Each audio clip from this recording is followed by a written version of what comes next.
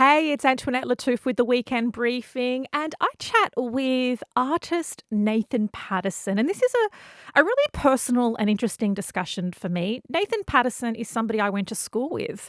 I knew him quite well until he got kicked out of school, got into trouble with the law, and then he went to jail for 13 years for a series of crimes. Upon his latest release from jail, he turned to art and very quickly became an internationally acclaimed artist. In this really raw and honest chat, he talks about how difficult it is to stay out of trouble and to stay on the right side of law, and how he hopes that art and becoming a father will keep him on the right side of the law. Nathan Paddison, welcome to the Weekend Briefing. Thank you, Antoinette. How are you?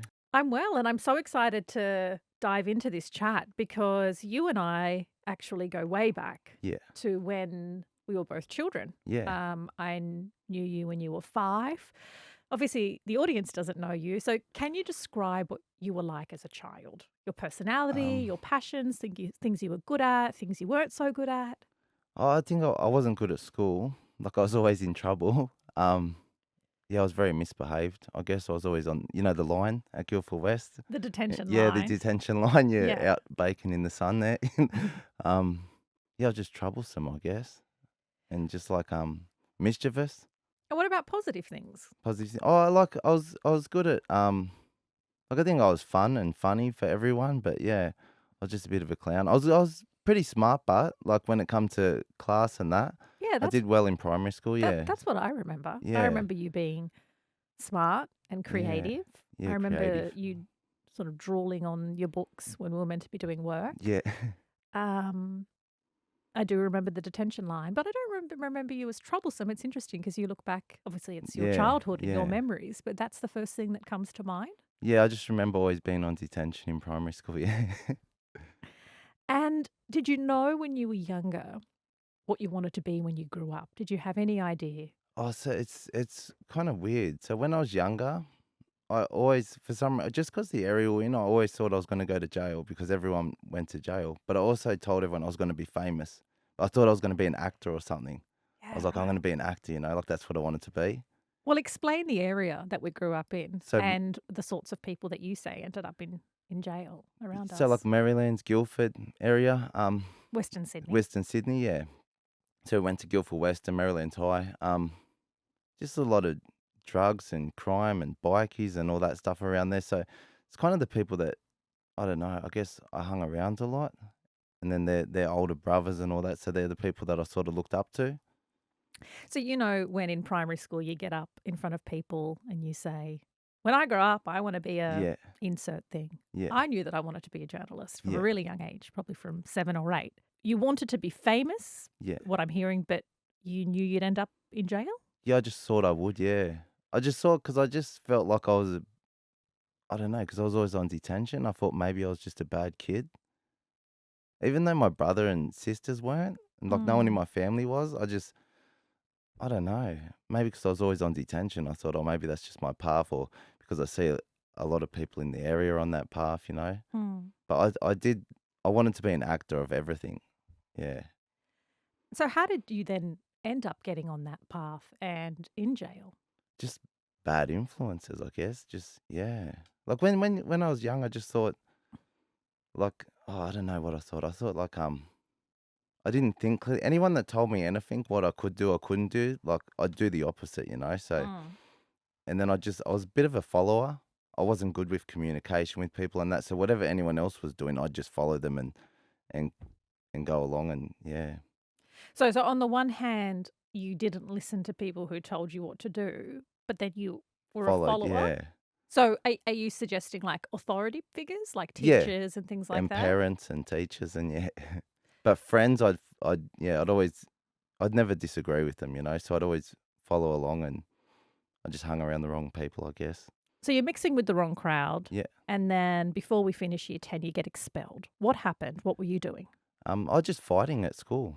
Just yeah, always fighting. I remember I came back from a suspension and I don't want to say his name, but I got back and everyone's like, oh, he wrote everyone's name in a book and was saying what he thinks about him. And this was my first day back off a 21-day suspension, like the final suspension. And I said, "Oh, yeah." I said, "What do you think of me?" He's like, "Oh, you're a dickhead," you know? I was like, "Oh, okay."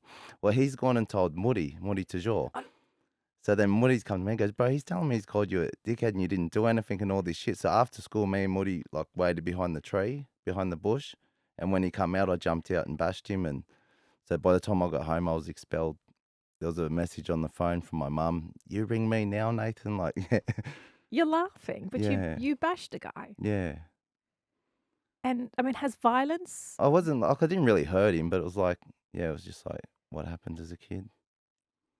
did you have a lot of violence around you growing up? Because you ended up Yeah, going to jail for violent crimes. yeah.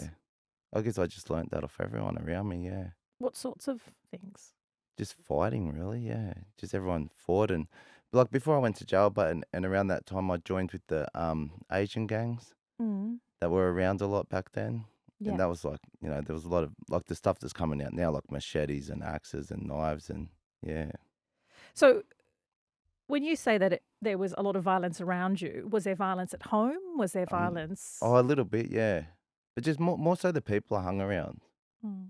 like they influenced me more than anything, I think. So you get expelled, and the last I hear, and the last contact I had with you was Yeah, probably around that time, 15, yeah, 16. And then I hear you've joined a gang. yeah. What did you do? So we did a lot of fraud, like bank fraud and not cashing checks. I was flying around with them. I got done. That's when I first went to jail. I got done in Queensland, cashing checks in Mm. Brisbane. I went to jail up there only for a few days, but yeah. Then I come back down. We had like fights with other gangs and like the older, like the bosses and that they'd extort shops and stuff. So if shops weren't paying, we'd have to go and smash the shops, and we didn't really get anything out of it, but it was just like proving ourselves to people that didn't really matter, I guess. How old are you at this stage? Like 18. It's like between 16 and 19, I was involved with all of that. Were you making money? Because you were saying that you were doing Yeah. things and not Like with necessarily the getting fraud, I was paid. making a lot of money. But the other stuff was just like they just send you in and you didn't really get anything for it. What's a lot of money for a 17-year-old? So when I was 7, I got around 560,000 in 6 weeks. From fraud? Yeah. Like I had everybody. I had like 10 boys with me flying everywhere and just going out all night. And I had heaps of fake IDs and had everything. Yeah. So at this stage, are you the leader of this No, but I operation? did have some boys, but I was still like under other people. Like, yeah. Okay. And so from there, how did you end up in jail? What did you do? So I got caught with the court cashing a check first, Right. and it was pretty weird. It's like the detectives were already there, because I had a thing like if they jump on the phone, I'd walk straight out. I'd have my phone on like the old Nokia 5110s Mm. on the ringtone bit, so I'd just have to press down and it would ring, and then I'd pretend I couldn't hear and I'd walk out. But yeah, they were right there as soon as I give them the check. Pretty much turned around, they're like, "Mate, come with us." I was like, "What?" Yeah, So that's your first time in jail. yeah. And if you could just give me a summary of what happened or the Oh, next so time. it was pretty scary. Oh, so the next time was more important because it's like that time was only a few days and I got bail and they let me out. So the first time I went was in New South Wales. We went to a party. Someone jumped my friend. And he rang us up and said, "Oh, I've just been jumped by these guys." Rah rah. So we went there. There was about 2 carloads of us, Mm. and I've walked around the back and I was like, "Oh, who is it?" And he goes, "Oh, them guys on the couch there." So I rang the boys out the front and said, "Just run around. These guys sitting on the couch, it's them." And they've run around and jumped them, and I jumped in and all that. And yeah, the boys left, but I said I'm not going to leave because they might come back. So then I've stayed, and as I was walking back in, the police were out the front. Because I was drunk, I just kept walking, and they just grabbed me, and I got done for all of it. Yeah, I got 3 years on the bottom, 4 years 9 months on top. Is that when you spent 13 months in solitary confinement? No, that was the next time. Okay. Yeah. So I did spend a bit in Segro there because I was always fighting and stuff like that. But I got out for about a month to 6 weeks, and I did exactly the same thing pretty much. I went to a party, had a big fight, and then I got arrested and charged with everything that happened. Then about halfway through that sentence, like I kept mucking up and getting tipped from all the jails, and they're like, "Oh, we don't want him here, we don't want him here, we don't want him here," and keep sending me back, you know? I got back to Lithgow, and they said, "Oh, we're keeping you in segregation until your time's finished," which was about 14 months to go. I was like, "Oh, yeah, sweet, whatever." I'd already had 2 warnings to go to the gang unit. Your response to solitary confinement was, yeah, whatever. Yeah, so it was like I was used to it. I'd just been in Segro for 3 months when they said that and just got sent back there. So then I said, "Oh, alright, sweet." A couple of days later, the gang unit people come and see me again Mm. and gave me my 3rd warning. So once you've had 3 warnings, they can send you there. Um, I got sent back to the wing about a week later. They come and said, "Oh, we're gonna send you back to the wing." And I was like, "No, I don't wanna go," because I thought, "You're just gonna make something up and bring me back," because all my warnings had been for allegations. So then I was like, "No, I don't wanna go." And they're like, "No, you're going." I was like, "Oh, far out," you know? So went over to the wing, like, not even a week later, I don't think. They've called me to the clinic, and I was like, "No, I don't need to go to the clinic." He goes, "Oh, they're calling you." I said, "Well, ring them back. Tell them I don't need to go. There's nothing wrong with me." He goes, "No, they're calling you. You got to go." I was like, "Oh, shit." I knew they were coming to grab me, like, trying to separate me. Mm. So I grabbed my Discman, and I was like, "All right." And I walked out, and I seen the squad running across. So squad's like the ones in the vest and that Mm. that run into the cells. They were running over to the clinic, and I just knew they were for me. And I was like, "Chief," and I started waving to them. And they've looked at me and ran over to me, and I said, "What's going on?" And they go, "I don't know. The governor just told us to grab you." I was like, "Oh, here we go." I said, "Can I just have my Discman, please?" Because I thought I was going straight to the gang unit. He goes, "Yeah, mate, you can hold that." I was like, "All right, sweet." Went over. I was in Segro for a week or so, and they said, "Oh, we're going to send you over to the gang unit." And they've got a certain amount of beds in there they had, because they'd have you like 2 to 3 cells apart, so there'd be 8 to 10 people there or something. So this was the time, 2009, Bass Hamsey got caught with the phone. Mm-hmm. They sent him back to the Supermax, and then I took his bed. So I just waited. As soon as he left, I went in there, and then I had 13 months to go. They come in, took all my stuff, my clothes, my toiletries, like everything, and just gave me like jail greens, jail undies, jail socks, and that was it. Yeah, that's all I had till I got out. And so, just so I understand, is solitary confinement, was it that room or you moved to a different room? Oh, so I was moved over to the gang unit, which is same cell, but Okay. they take your TV, everything. Like you've got nothing. So it's not like it is in the movies. When I see solitary confinement in the movies, you're in this room with a little window that you can maybe get a bit of Oh, air, it a light sort from of is. outside. It's in the gang unit, sort of is in segregation. Like you can get a TV and all that, and you can watch your TV, and you got a little yard on the back. Okay, so this means that you have nothing. Nothing, yeah. And can you hear anybody else? Or you can call out to people. Okay. There's a few people in each side. Yeah, there's no, like you don't mix with anyone. If you behave and do the course, you can Yeah. mix with one person. After a few months, you can get a Yeah. TV, but then they take it back if you muck up. Right. So I just refused. Were you allowed out to exercise or to do anything? I'm in the backyard, and then like once a week, I'd get the front, like which is in front of all the cells and stuff. It's just an empty room. But no interactions with anybody else. No. Nah, not unless like I did talk to them sort of like when I got like sometimes you'd yell out to them and that, but otherwise, yeah, I was just in my head the whole time.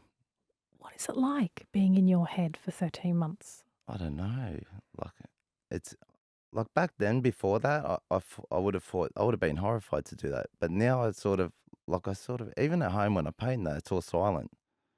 Like ever since then, I've been comfortable with silence. It's like I got used to it really quickly, and it's just I don't know. You also now prefer to be alone, don't you? As in, you Yeah. don't like crowds and cities and things like that. Yeah, like I do like to come, but I don't like, I don't know, I just like to be by myself. S- Yeah. So, in total, how long have you spent in jail? Almost 13 years. Do you believe you ever recover from being incarcerated or come out a better person?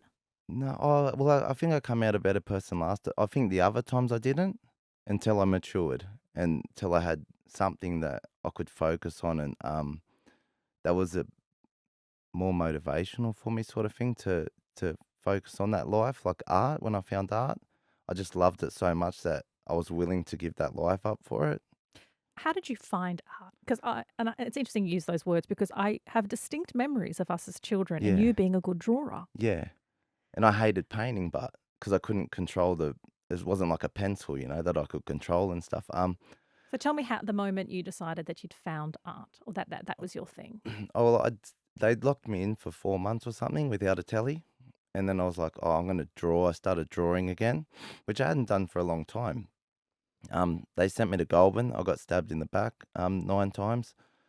They Why did you get stabbed 9 I times? just drama with other people, and then they put me in the yard. I was like, yeah, put me in that yard because they sort of threatened me at Silverwater saying, if you don't stop mucking up and shit, we're gonna send you to Goulburn. They're gonna stab you. I said, fucking send me then, and they sent me. So I said, yeah, put me in that yard because I was like, I just had these big pride issues. So I was like, I'm going in that yard, and then they got me. Yeah. But yeah, I come back to Silverwater because I had court. When I got back, they take your pencils and pens there because of all graffiti at Silverwater and stuff. So when I got back, I had no pencils and stuff again. I had heaps of like drugs and stuff on me, and I knew I was going to be up all night and all this over the next few days. So I was like, there was an Aboriginal artist painting the um, office, Mm. like doing a mural for the officers and that, or just for the jail, I guess. And I asked him for some paint, and he's like, "Oh yeah, sweet." And I was thinking, I didn't know what to do with it, but I just thought I'll get it and see what happens. There's like a notice board in in the cell. I've actually got a photo of it somewhere because Mm. Are I had you a are phone. you on drugs at the time? Yeah, yeah. Okay. What were you using? Ice, bute, um, and just cigarettes. I guess I just had, Mm. yeah. And then so I got the notice board. I didn't know how to use the brush, and I just knew that he'd done dot painting. So I flipped the brush around and used the back end of the brush. I thought I'm just going to do dots because I don't know how to use the brush, Yeah. and I just didn't have control of it. So I thought, oh, imagine doing like Aboriginal art, like dots, but did something different. So I did a Viking, and I just remember I got green first because I love green. Green's my favorite color, and I just put the green dot on there, and I was like, oh shit, like the color, it's like it just sucked me in. And it was just like, yeah, just like, I was just like, oh, this is awesome. And I just did the whole thing. And when I look back at it now, I'm like, oh, that's pretty terrible. But there was Is it something about it, it the just artwork sucked is me in. pretty terrible? Yeah. It's just like a Viking in dots. And then I did another one and another one. But each time I'd try something new, like I'd start to use the paintbrush. I'd start to do the lines on the outside. I'd start to color things in with the paintbrush. And I started teaching myself, like, just yeah, day by day. And I just got painted. And since that day, from the whole time I was in, I'd only been in, I think I got 2.5 years that time. I'd only been in for around 6 months. So I still had 2 years to go. I got, every single night I painted, like every single night, like compulsively. Yeah, if I had wing access, I'd paint in the day. And I knew people were thinking I'd lost my mind because I'd just been stabbed. Everyone's thinking, oh shit, Nathan's going to get these guys back, all this shit. And I'm just like over here Well, painting. based on your violent track Yeah, record, that is probably what you would yeah, have done. yeah. And I wanted to, and I had this thing, but then I was just like, fuck, like I can just, like people say, you can beat them with success. I thought I'm going to be so famous. These guys are going to be rotting in jail, and I'm going to be on TV, and you're just going to watch me there. It's going to Yeah. watch me there with everything. Yeah. And so, how much did your addiction and your art go hand in hand? And have you been able to separate the two? Oh yeah. Now I'm all right. Like back then, it was like I still had that ice addiction, Mm. and I had heaps of ice and all that, and it's like art took me away from that, and I didn't want that anymore. Like I wanted to be an artist. I didn't want drugs. I wanted to be an artist. Yeah. Like it's weird because I was in that zone when I actually found it, and it probably enhanced what I was feeling about Mm. the art. But then it's sort of just like you don't have ice all the time in jail. It's just like when you bring it in and stuff. I got caught with the phone a few weeks later, and then I went to Segro, had nothing, and so I sort of got off it, but I still had art. And then I just only cared about the art. I didn't want to get on. I didn't want to get more time. I didn't want any Mm. of that. I just wanted to focus on art, and I sort of wanted everyone to know that too because I knew they'd laugh at me and I knew they'd think I'd lost the plot. But then I thought the more they do that, the more I know myself. Like when people doubt me, that's when I'm like, I'm gonna fucking get it. Sorry, I'm gonna get it. Yeah. Um, what did you do with the artwork you made in jail? Where did it go? I've got it all. Yeah, I've still got it all. Have you sold any of it?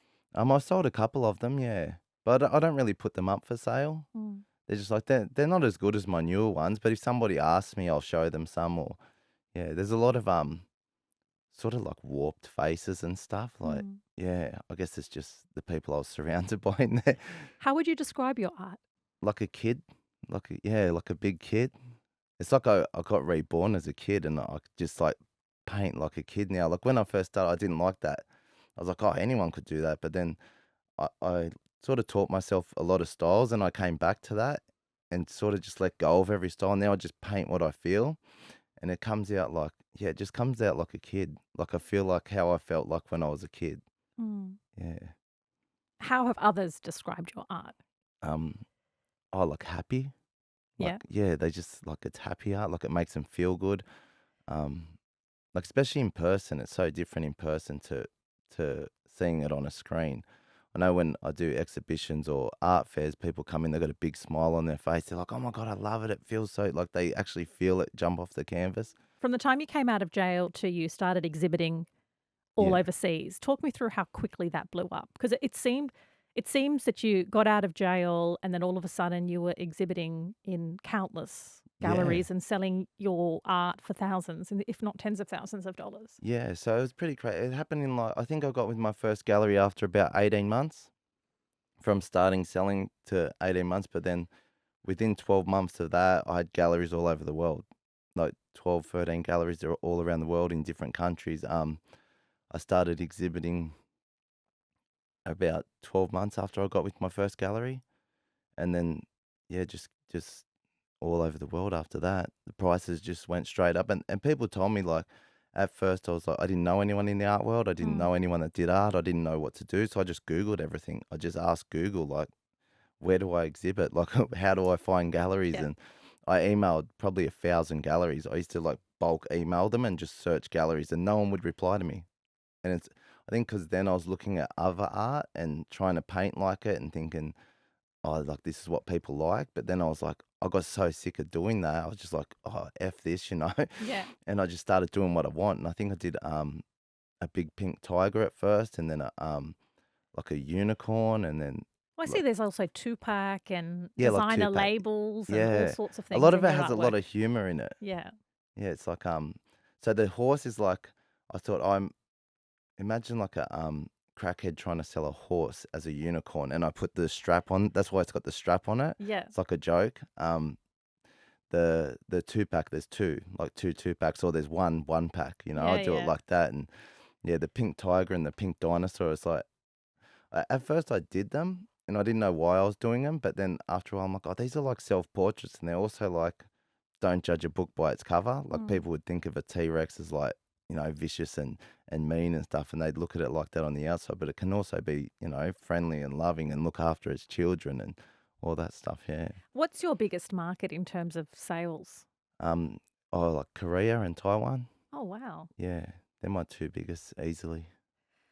How have you been received in the art world, given, you've got a lot of tattoos, you don't look Yeah. or speak like someone who's Yeah. traditionally an artist. Yeah. Have you felt welcomed or have you felt judged in the Um. art scene? Oh, a bit of both. So I know that people that paint like me or paint colorful, happy stuff. There's a lot of artists I followed at the start, and I've actually done art swaps with them now, and like they're all really supportive. When I started painting, I didn't put a photo of me up, and I didn't tell my story to anyone because I didn't want to be judged like that. And I thought, oh, Mm. people are just going to judge me, or so I just put my art up, and no one had a clue who painted it. Then I got into a few art prizes, and when I went there, people were like, oh, you painted that, like they'd look Mm. shocked. They'd be like, "Wow, I thought like, like someone that looked like a hippie or something would paint that," like Yeah. yeah, and I was like, "Oh yeah," but it's just like it's just how I feel now. It's just like my personality just flipped around and I'm a kid again. Yeah. You're now sober, and we reconnected in the last year, and I Yeah. went to a gallery opening in Yeah. Sydney. Um, but then you went away not Yeah. that long after. Yeah. How hard is it to stay on the street and not reoffend? Oh, it's hard when you like when you have a record. Like if you sneeze, they just want to lock you up, especially like my record or whatever. Do you think art can save you from getting locked up again for Yeah. longer and more serious things? Is that really Oh, yeah, what you absolutely. believe is Yeah. your I told everyone as soon as I went in there, I said, "I'm just an artist and a dad now." Like, yeah, because everyone expected, like, me to be like how I used to be and stuff. I was like, "Nah, bro, I'm going home." Like, yeah, like, you could punch someone and be in for 10 more years. Like, Yeah. I'm not risking that for no one. Yeah. Since getting out, you've accrued quite a big TikTok following. And Yeah. interestingly, your bio, off the back of what you said, former gangster, now proper dad and international artist. Yeah. You talk a lot about prison time and giving lessons to people on Yeah. TikTok. Is that what you wanted to use it for? I didn't at first. So I found Buddhism years ago, and so I feel like it's good karma if I can help people. My friend Russell, who passed away recently, he actually taught me that I did his podcast, and he taught me, "Oh, bro, your story can help people. You know, it can be heaps of Mm. motivational." Same as some people in the art world when they first met me and said, "Oh my God," and I spoke, and they said, "You should tell people your story because you can help people that have been in a similar situation." So I was like, I didn't want people to know my past. I didn't want to be judged for it, but then I was like, if I can help people, I have to, because I got a lot of bad karma from the past. Like, I've got to fix that and do the right thing. So I started doing podcasts and started talking about it, and then went on TikTok and started talking about it. And at first, I was like, I felt a bit uncomfortable. I felt very uncomfortable actually. I kept thinking, oh, should I delete all this stuff? I don't want some kid to get the wrong idea, or someone that watches it get the wrong idea and think that that's cool and stuff. But then I started getting messages of people saying, "Oh, you've just helped me quit drugs. I watch all your stuff. I love all your stuff. I've just quit drugs, or I've stopped doing crime." Or, and people ask me for advice, like, "What do I do?" I'm like, "Get out of the area. Like, get away, bro. You got to run away from these people. You can't be around them and expect to live a completely different life. Like, Yeah. there's too many triggers in them areas, and it's just so great. Like, almost every day I'll get a message of somebody that I've helped now. I guess it's a fine line between not glorifying crime and Yeah, also giving people tips on how to get out of yeah, bad situations. Let's take a listen to one about prison. yeah. Good morning, TikTokers. First time in jail. What to do, what not to do. What to do: train, exercise, get your walking steps up. Don't fucking go in the first place. Don't do crime and you won't be going there. If it's guaranteed, like you're charged or whatever, and you have to go there, and just behave yourself when you get in there. Try to get to a camp or anything as quick as possible. Try to work. Do what you can that's going to build healthy habits for when you get out. Don't gamble. Do not gamble.